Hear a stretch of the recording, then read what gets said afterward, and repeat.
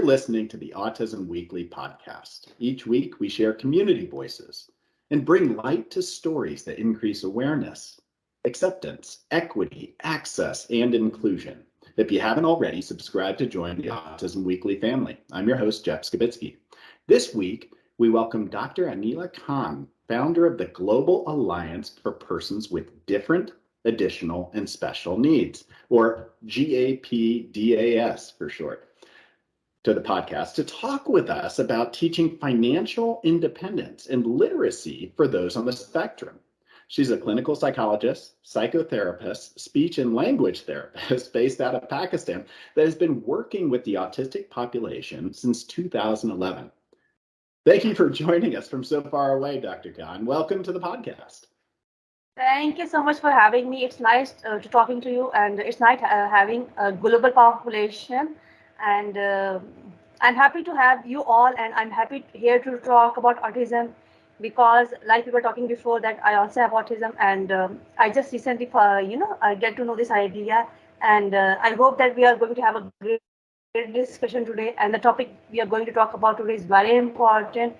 And you know what, I think that interestingly enough is that this goes across cultures, it goes across countries, is that this same question, this same concern exists no matter where you are. And before we get into that topic, what I'd love to learn is every place is so unique. Autism is a very kind of interesting diagnostic condition in that it presents differently for everybody, but culturally there must be some differences. So maybe you can tell us what it's like to identify autistic in Pakistan, and then what brought you to really engage yourself on this work. Okay, so it's more like the work finds you. It's not like I find the work. The work find me. So, like, I was not diagnosed. I just recently found it out, maybe 1 or 2 years ago. Let me tell you a few things about the culture differences. There are a lot of culture differences. It's a global thing that everybody knows that a lot of boys are autism. Those who are identified, or those who have been diagnosed, most of the time they are male. But I think female have autism too, and the reason is that they're not diagnosed because of the cultural issue. And over here in our country, if a girl is not talking, it means she's a very good girl. She's very obedient girl. She's very obedient daughter. If she don't have any kind of social linkage with other people, she don't have friends, and she is all the time into her work. The self-indulgence thing, like all the time getting involved your own thing, doing your own chores, maybe cooking something, maybe making a bed or cleaning all the time, arranging things. What I mean to say. This is the indicator of a good girl, and that is girl is going to have a good daughter-in-law. I mean, when she get married. So those symptoms which we talk about are fed by the society as well. So these are called some good traits in the woman, and they don't get this idea that a lot of females are going to have a lot of problems after marriage, and they don't know how to communicate. For example, they are very blunt. They don't see it as a problem, that because in our culture, if it is a boy, then boy is going to earn for the family. Like, they will just stay in the class and they don't even consider it anything. It's shy. Yes, she's a shy girl. She's a very good girl. Shyness is not going to teach you to fight for your right. It's not going to teach you when somebody is going to bully you. A problematic thing. And we need to think about these things, actually. Mm-hmm. Absolutely. I mean, what you're describing, I don't think is so different from what you see in a lot of cultures, where the outward behavior is the one that we'll treat, and we don't focus on that inward piece, what's happening on the inside. And it's groups like the GAPDAS, the GAPDAS, that's out there giving a voice to the community, allowing people to be able to discuss these things that become so important. Because you went through the process of talking about a child who initially just didn't have a way to participate and would lay on the floor and wouldn't be contributing, which the very first thing I think of is everybody's got a role. Everybody's got a way to be able to contribute to the society around them. And let's figure out what makes that child happy. Let's figure out what they can do and build skills around it. Because if you don't, And you don't teach those daily living skills. You don't teach them how to eat appropriately. You don't teach them how to be able to take care of basic human needs. Is that you're going to run into medical conditions. You're going to run into having to pay for additional support staff. And you're going to end up with somebody who's not as fulfilled because they haven't figured out a way to contribute to the world around them. Yeah. So when we talk about the financial questions and how we go about teaching a family and teaching a child how to start thinking through financial literacy and understanding how to be able to take their skills and contribute, what are the steps that you look at? What's important in that process? Finance is a very important thing because every time a child go to the mall and the child starts screaming, what is the function of this shop? Like for example, I have this, I have this cup. This is a coffee cup. So what is the function of this cup?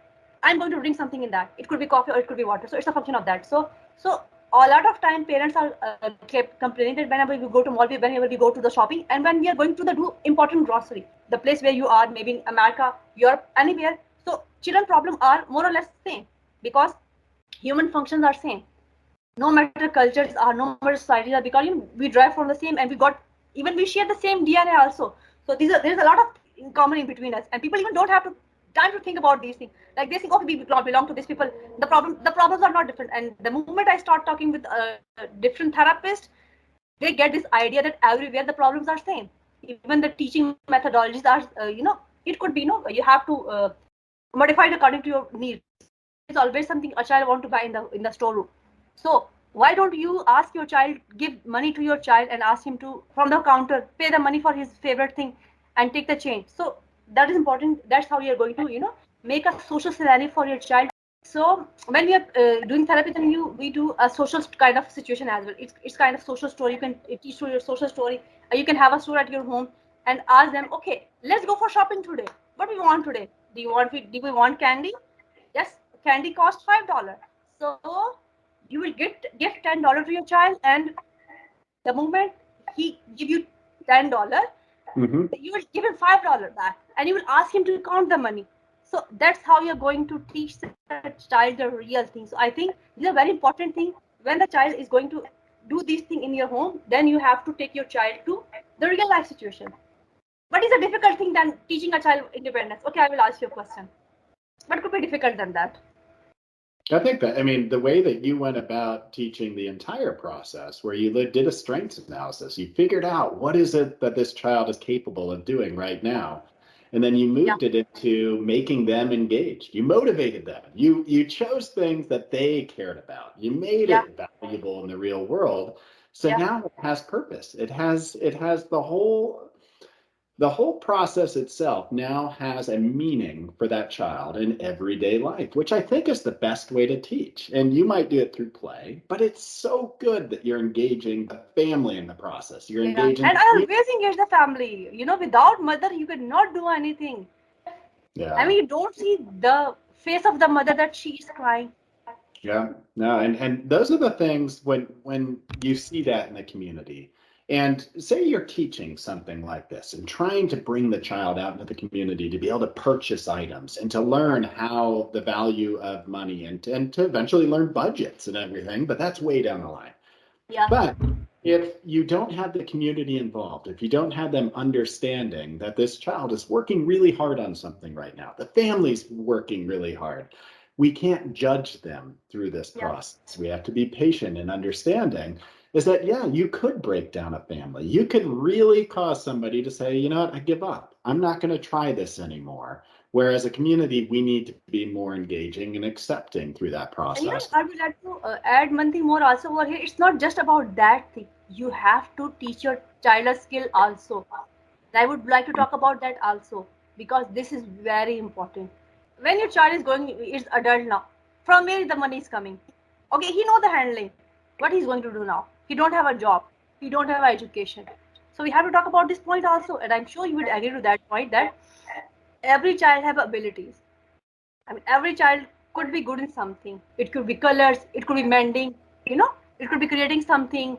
not just teaching your child financial independence, you have to make him a person who can earn for himself. So Yeah. this is important because over here the point is that parents have concern, and I've seen a lot of parents, a lot of children, mothers who have adult children with autism or ASD or even intellectual disability. Let's say Down syndrome also. So they say that what about happen to them when you're gone? I mean, like in your state, you have a lot of, you could say, social security thing. In our country, we don't have these things. Hmm. These systems are running on. We have to do something over here also. That how we are going to make our child independent. Once they learn, maybe they take some time, but once they learn something, then I don't see that they can unlearn many things. So it stay over there with them, and with practice, people make perfect. So I think we have to look into that aspect also.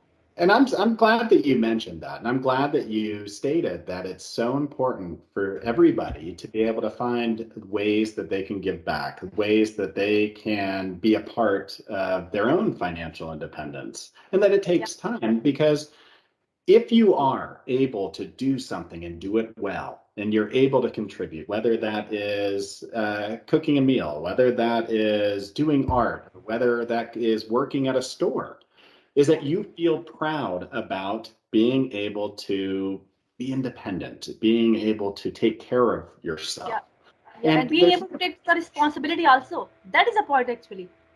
So where do you share these resources? How do families find this information that you're able to articulate, and how can they access it to be able to understand how to get involved, how to start giving their child that path forward, how to really understand how to be able to create financial stability for their child See, for the the thing future? is that when we talk about children, then every child is different, so the plan is always different. So, for example, I share you the plan maybe which I think about or which I want to execute for 2 or 3 children. But for every children, circumstances are different. So I think we have to think about that because that's not a random thing. It's a very serious thing. It's a very serious business to talk about. So I think they have to maybe reach out, you could say, or something like that. Or I think in our discussion we talk a lot about simple things. What we can do about that, how we can do about that, or how you can find out that thing, because I've seen a lot of mother who are good advocate for their child and who are doing very well, but they just need a little bit guidance. So they can find me out, and I think when you will share your this episode, and you would share that also. So I am always there for that. They can find me on the internet, because I think before our session you was also looking toward my few things which little effort I'm trying to bring the change in the society. So they can find out, and I can guide them in any way I can, and I'm happy to help. Like, for example, I have a support group, and that is on every Sunday, and Yeah. that is a regular basis, and that is at 11:30 p.m. I think it's Eastern time, EST 11:30 p.m. If they don't find them, they can come to my page and they would see that, and they can come over there. They can discuss about that thing, and we have a lot of mothers over there. They share their own experiences, and support group is the best place to get that kind of support. I'm talking about moral support. Like, there are a few technical things which you can talk to the professional, but getting some kind of moral support that you need for working with your children, so they can come to that also. And I'm always there for them, and they can reach me out at any time. And I'm giving, even I have a lot of videos. I'm doing a lot of trainings over there. I Whenever I do any session, for example, if we both are discussing, then I would record that thing and I put that recording on the page also, so they can see that recording and they can get some insight of things also. So I think that's how we can bring change in the society. That's how we can sensitize that society, and I think that's how we can play our part in that thing. Well, I mean, it's such a wonderful resource, and the fact that you've put so much time into this, it empowers so many different people. But what I heard from this whole conversation is that we live thousands of miles apart, yet we're all talking about similar things, and there's no reason as a global community and one that's looking to be able to help and empower that we can't learn from each other to be Yeah, able to create these pathways for people. And whether that's creating something like Aptus, where you have the support group, you have the venue to be able to talk through these issues, or whether that's community resources, or whether that is clinical supports, is that everybody has a pathway to access whatever needs they have with the goal of creating more opportunity and more happiness in the lives of families and children. And I appreciate you coming on, Dr. Khan, to talk through all of this, because I think that it's going to be really important for a lot of families to understand how to be able to create that path forward and create some financial stability and independence for their children. And hopefully they access those resources. Thank you so much for having me, and that was nice. And like you said, that it's a global phenomenon. Mental health is a global phenomenon. I would call it mental health. And if you cannot do anything, at least just stay quietly with these parents, or stop passing judgment about these parents that they are not able to, they're not good parents. There's something that they're fault in their parenting. You're not in their shoes. You don't know how they're doing, and start thinking about inclusion. Start thinking about, please call them to your home. Please call them to your birthday parties. Ask them to come to your receptions. Ask them to come to your lunch. Act as a community so everybody get benefit from that. Well, thank you. I thank you for saying that, and I think what you said, I mean, it was very eloquent, and it's with that same premise of we can all learn from each other, and just because you have a diagnosis or something does not devalue the fact that you can teach other people so much more about life. So thank you for sharing. Yeah, thank you so much. Thank you for listening to Autism Weekly. We hope you tune back in next week to learn more about autism in the real world.